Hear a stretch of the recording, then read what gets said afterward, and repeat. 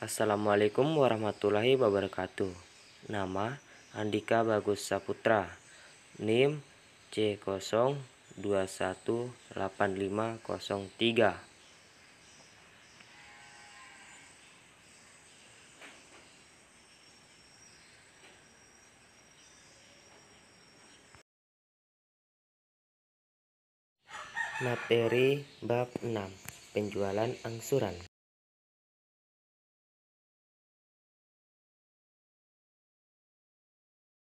Penjualan angsuran. Penjualan angsuran adalah penjualan yang dilakukan perjanjian di mana pembayaran dilaksanakan secara bertahap. Yang pertama, pada saat barang-barang diserahkan kepada pembeli, penjual menerima pembayaran pertama sebagai dari harga penjualan. Yang kedua, sisanya dibayar beberapa kali angsuran. Dari kemungkinan tidak ditepatinya kewajiban-kewajiban oleh pihak pembeli, maka terdapat beberapa bentuk perjanjian penjualan angsuran sebagai berikut. Yang pertama, perjanjian penjualan bersyarat, di mana barang-barang diserahkan tetapi hak atas nama barang masih berada di tangan penjual sampai seluruh pembayarannya lunas. Yang kedua, pada saat perjanjian sudah ditandatangani dan pembayaran pertama telah dilakukan, hak milik dapat diserahkan kepada pembeli, tetapi dengan menggadaikan untuk bagian harga penjualan yang belum.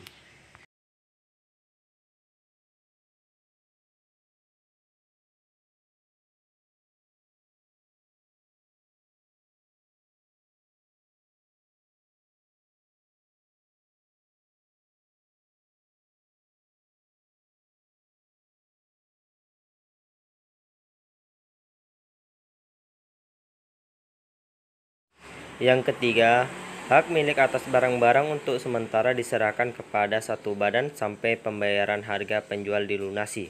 Setelah pembayaran lunas oleh pembeli, baru menyerahkan hak atas barang-barang kepada pembeli. Yang keempat, beli sewa, di mana barang-barang yang telah diserahkan kepada pembeli, pembayaran angsuran dianggap sewa sampai harga dengan kontrak telah dibayar lunas. Baru sesudah itu, hak milik berpindah kepada pembeli.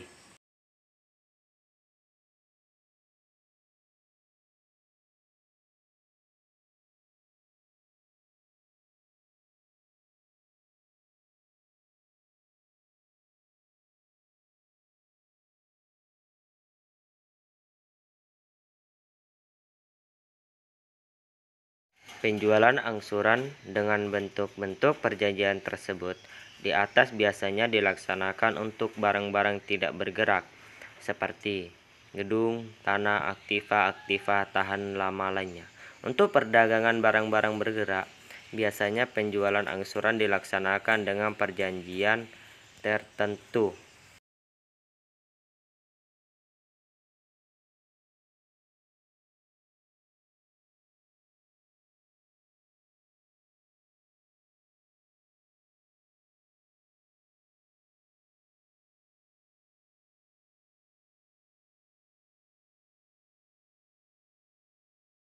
Dalam pemilikan kembali, maka faktor-faktor yang harus diperhatikan oleh penjual yaitu besarnya pembayaran pertama harus cukup untuk menutup sama kemungkinan terjadinya penurunan harga barang tersebut.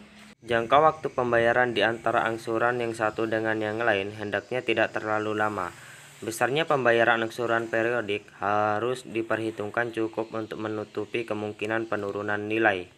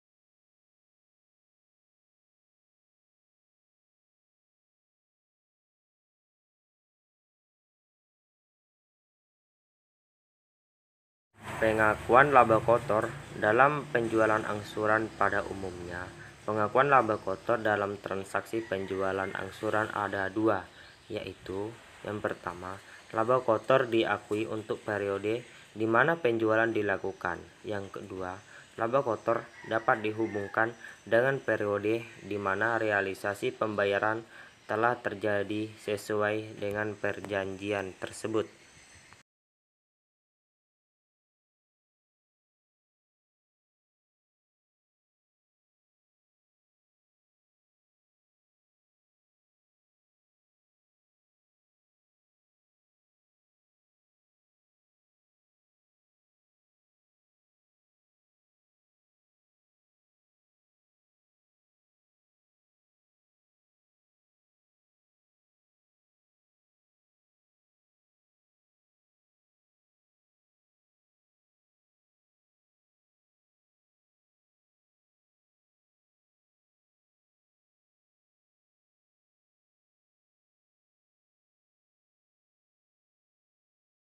Terjadinya transaksi penjualan. Pada cara ini, transaksi penjualan angsuran diperlakukan seperti halnya penjualan transaksi kredit. Laba kotor yang terjadi diakui pada saat penyerahan barang dengan ditandai oleh timbulnya tagihan kepada pelanggan. Apalagi prosedur demikian diakui, maka sebagai konsekuensinya pengakuan terhadap biaya-biaya berhubungan dan dapat diidentifikasi dengan pendapatan yang bersangkutan harus pula.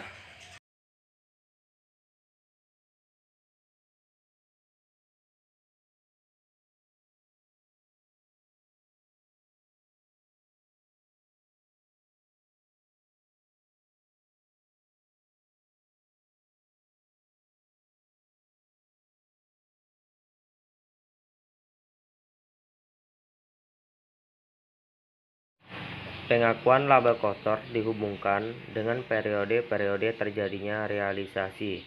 Pada cara ini, laba kotor terjadi diakui sesuai dengan jumlah uang kas dan penjualan angsuran yang direalisasikan dalam periode-periode yang bersangkutan. Prosedur ini biasanya dipergunakan untuk kontrak-kontrak penjualan dan jangka waktunya melampaui satu periode akuntansi. Dalam hal ini, ada beberapa alternatif prosedur yang dapat dilaksanakan.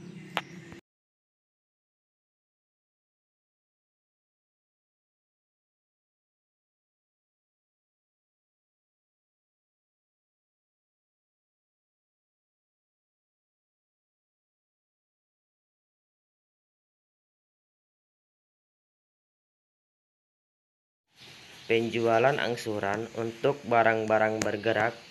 Prosedur akuntansi untuk penjualan barang dagangan dengan perjanjian angsuran pada dasarnya lama, dengan cara-cara berlaku bagi harta tetap.